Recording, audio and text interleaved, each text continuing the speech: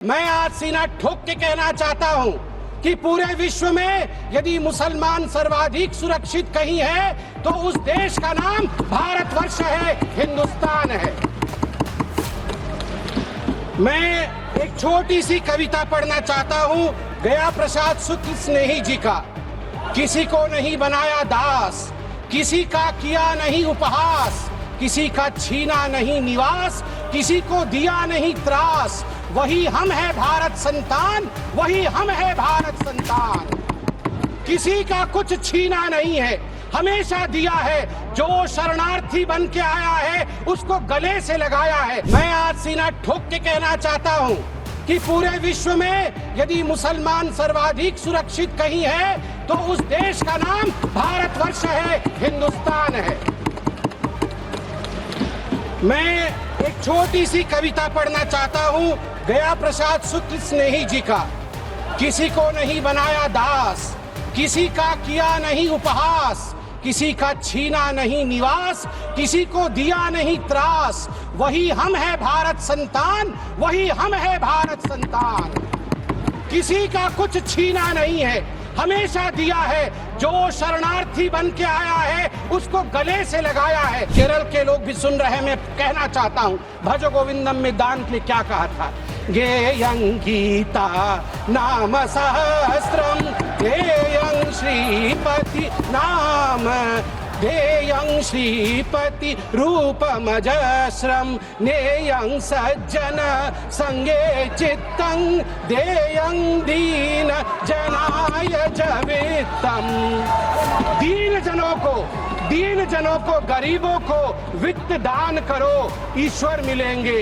भगवान का नाम लो, गीता का ध्यान करो, ईश्वर मिलेंगे।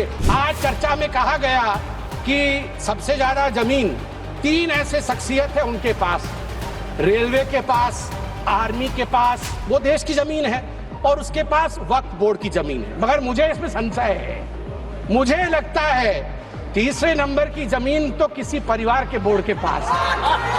अगर सही से देखा जाए, आप ध्यान से देखिए, एक परिवार का बोर्ड है, अरे है एक परिवार का बोर्ड, उसके पास हो सकता है इससे अधिक जमीन निकले। सभापति महोदय, घंटी तो उनकी बजनी चाहिए, आप हमारी मत बजाइए। सभापति महोदय, मैं आपको, आप, अरे मैं किस परिवार के बारे में बोल रहा हूँ, आप क्यों विचलित हो रहे हैं? वो उधर हैं, उधर हैं। अब आप चिंता मत करें, उधर हैं। आपको हाँ, उधर आप भी जानते हैं किधर हैं। खुद ही इंक्वायरी करते थे और खुद ही जमीन को वक्फ में डिक्लेयर करते थे। आज देश में 515 ऐसी प्रॉपर्टी है, उसी का शहर, वही मुद्दई, वही मुंसिफ। हमें यकीन था हमारा कसूर निकलेगा। उसी का शहर, मतलब एरिया खुद ढूंढ लेंगे, वही मुद्दई, वही जाके इंक्वायरी कर लेंगे, वही मुंसिफ, वही जजमेंट भी दे देंगे। हमें यकीन था, जिसकी जमीन थी, हमें यकीन था हमारा कसूर जरूर निकलेगा। ऑनरेबल मेंबर संबित पत्रा जी, प्लीज। No please. माननीय सभापति महोदय, आपका बहुत बहुत धन्यवाद। आज एक ऐसा दिन है जो मैं कहूंगा कि अजीब दास्तां है। प्लीज। मुझे एक तरफ बहुत खुशी की अनुभूति हो रही है कि एक ऐतिहासिक बिल के पारित होने के समय में आज लोकसभा में मौजूद हूं, और वहीं मुझे दुख की भी अनुभूति हो रही। हम सब भारत के बच्चे यहाँ बैठे हैं और यहाँ तकरार 2 पक्षों के बीच इसको लेकर हो रहा है कि क्या भारत का एक पक्ष मुसलमानों के अधिकार को छीन लेगा? क्या भारत का एक पक्ष मुसलमानों को कहीं न कहीं डरा रहा है? क्या मुसलमान आज भारत में सिमट कर रह रहा है? सभापति महोदय, मैं आज सीना ठोक के कहना चाहता हूं कि पूरे विश्व में यदि मुसलमान सर्वाधिक सुरक्षित कहीं है तो उस देश का नाम भारतवर्ष है, हिंदुस्तान है। मैं एक छोटी सी कविता पढ़ना चाहता हूं गया प्रसाद शुक्ल स्नेही जी का। किसी को नहीं बनाया दास, किसी का किया नहीं उपहास, किसी का छीना नहीं निवास, किसी को दिया नहीं त्रास, वही हम है भारत संतान, वही हम है भारत संतान।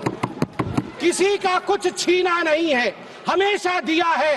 जो शरणार्थी बन के आया है उसको गले से लगाया है। और केरल की बात हो रही थी, मैं धन्यवाद देता हूं केरल की भूमि को, प्रणाम और वंदन करता हूं केरल की भूमि को। वहीं से आदि शंकराचार्य जी भी आए और केरल की भूमि में कोडंगलूर तालुक के मेथला गांव में स्थित है भारतवर्ष की पहली मस्जिद चेरामल जुमा मस्जिद। और चेरा राजा चेरामल पेरुमल ने इस मस्जिद के लिए जगह स्थान दिया था। यह है भारत का कल्चर, यह है भारत माता। और इस भारत के ऊपर आप संदेह दिखा रहे हैं। क्या स्थिति है आज वक्फ को लेकर इस्लामिक देशों में?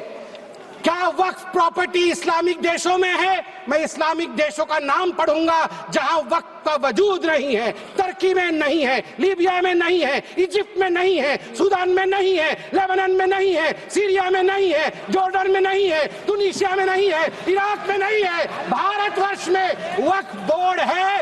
वक्फ प्रॉपर्टी को कानूनन सुरक्षा, लीगल प्रोटेक्शन दिया गया है। उसके बाद भी हंगामा क्यों है बरपा? उसके बाद भी हंगामा क्यों है बरपा? मैं पूछना चाहता हूं, क्या गुनाह है मोदी जी का? क्या गुनाह है हमारा? हमारा गुनाह सिर्फ इतना है कि हम सबका साथ चाहते हैं, हम आगा खानियों का साथ चाहते हैं, हाँ हम बोहरा समाज का साथ चाहते हैं, हम पसमंदा समाज का जो पिछड़ा वर्ग है मुसलमान समाज में उसका साथ चाहते हैं, हाँ हम चाहते हैं महिलाओं का रिप्रेजेंटेशन और प्रतिनिधित्व हो। क्या ये गलती है? क्या मोदी जी गलती कर रहे हैं? आप बताइए। हम सबका विकास चाहते हैं, हम चाहते हैं वक्फ औलाद के अंतर्गत जब आपकी फैमिली लाइन समाप्त होती हो उस समय अगर एक बेवा हो, उस समय यदि तलाकशुदा महिला हो, उसको नजरअंदाज करते हुए किसी भी कीमत पर प्रॉपर्टी जो है वो वक्फ पे पास नहीं जानी चाहिए। ये अगर मोदी जी सुरक्षित महिला को सुरक्षा दे रहे हैं, सुनिश्चित कर रहे हैं, तो किसी को क्या दिक्कत हो रही है? मैं यहां कहना चाहता हूं, जहां तक दान, क्योंकि वक्फ का मतलब दान होता है और हर धर्म में, मेरी बहन अभी सिख धर्म के विषय में बता रही थी, मंत्री जी भी सिख धर्म के विषय में बता रहे थे, सेवा और दान, इसके आधार पर सिर्फ धर्म आज देश का विदेश में जाना जाता है। हिंदू धर्म, ईसाई धर्म, सब में दान का महत्व है। आदि शंकर ने आज से हजारों वर्ष, केरल के लोग भी सुन रहे हैं, मैं कहना चाहता हूं, भज गोविंदम में दान के लिए क्या कहा था?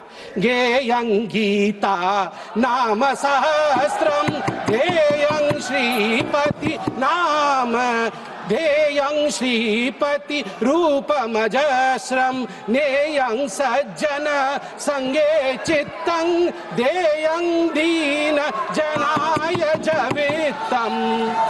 दीन जनों को, गरीबों को वित्त दान करो, ईश्वर मिलेंगे।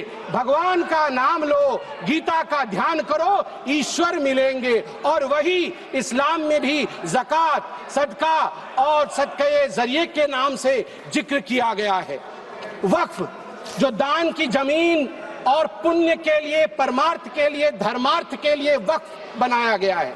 वक्फ के बोर्ड में आज जो लोग कह रहे हैं कि वक्फ एक्ट में ये जो अमेंडमेंट है ये अनकॉन्स्टिट्यूशनल है, ये किस आधार पे कह सकते हैं? 1995 में वक्फ एक्ट आया, मतलब उससे पहले से चल रहा था। 1995 एक्ट के अंतर्गत अभी हम चल रहे हैं। 1995 के बाद आप याद करिए 2013 में भी अमेंडमेंट हुआ। उससे पहले 1954 में, 1959 में, 1964 में, 1969 में और 1984 में अमेंडमेंट्स या संशोधन हुए हैं। अगर वो सारे संशोधन ठीक थे तो आज ये संशोधन अनकॉन्स्टिट्यूशनल कैसे हो सकते हैं? मैं छोटे से एक विषय को रखना चाहता हूं। आज आप देखिए, सच्चर कमेटी ने 2006 के अपने रिपोर्ट में कहा था, सच्चर कमेटी ने कहा था कि उस समय 2006 में वक्फ के पास 4.9 लाख रजिस्टर्ड प्रॉपर्टी थी। उस 4.9 लाख रजिस्टर्ड प्रॉपर्टी से मात्र वक्फ की जो कमाई हो रही थी वो उस समय 163 करोड़ की थी। मगर सच्चर कमेटी ने कहा यदि सही तरीके से इसका इस्तेमाल किया गया होता, सही तरीके से लीज दिया गया होता, फेयर मार्केट प्राइस के आधार पर किया गया होता तो 12,000 करोड़ की आमदनी होती, 12,000 करोड़ की, 10% का रिटर्न मिलता। आपको जान के आश्चर्य होगा ये 4.9 लाख रजिस्टर्ड प्रॉपर्टी बढ़ करके हमारे समय 8.72 लाख रजिस्टर्ड प्रॉपर्टी बनी। मतलब 20,000 करोड़ से 25,000 करोड़ तक की आमदनी होनी चाहिए, मगर आमदनी हुई कितनी?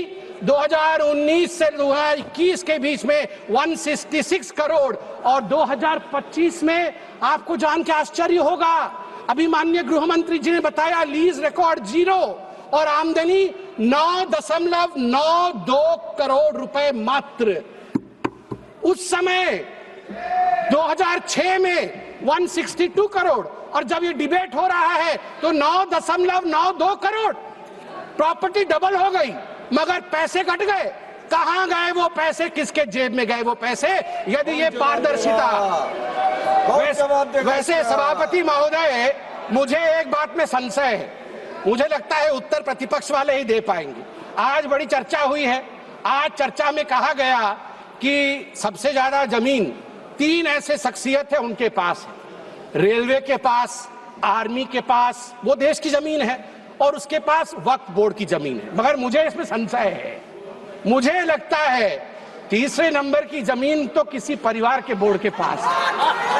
अगर सही से देखा जाए, आप ध्यान से देखिए, एक परिवार का बोर्ड है, अरे है एक परिवार का बोर्ड, उसके पास हो सकता है इससे अधिक जमीन निकले। सभापति महोदय, घंटी तो उनकी बजनी चाहिए, आप हमारी मत बजाइए। सभापति महोदय, मैं आपको, आप, अरे मैं किस परिवार के बारे में बोल रहा हूँ, आप क्यों विचलित हो रहे हैं? वो उधर हैं, उधर हैं। अब आप चिंता मत करें, उधर हैं, आपको नहीं। हाँ, उधर उधर उधर, आप भी जानते हैं किधर हैं, उधर हैं। चलिए आप वक्फ पे आइए। देखिए, वक्फ जो ये संशोधन हुए, इसमें एक बहुत महत्वपूर्ण प्रावधान है कि लंबे पेंडिंग लिटिगेशंस ये नहीं होने चाहिए।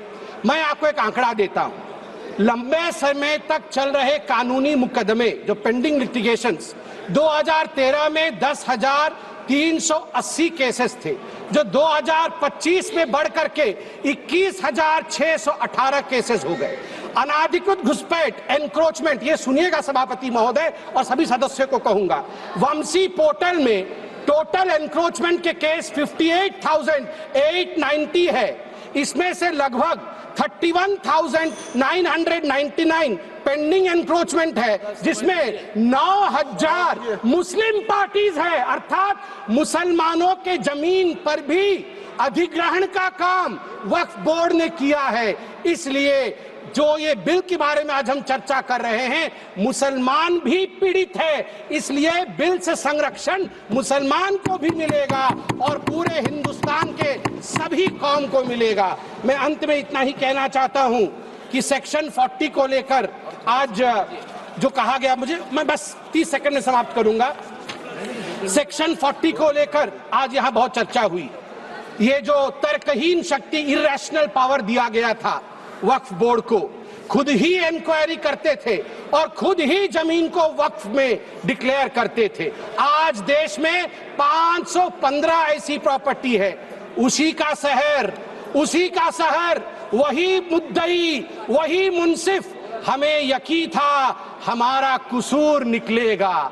उसी का शहर, मतलब एरिया खुद ढूंढ लेंगे, वही मुद्दई, वही जाके इंक्वायरी कर लेंगे, वही मुंसिफ, वही जजमेंट भी दे देंगे।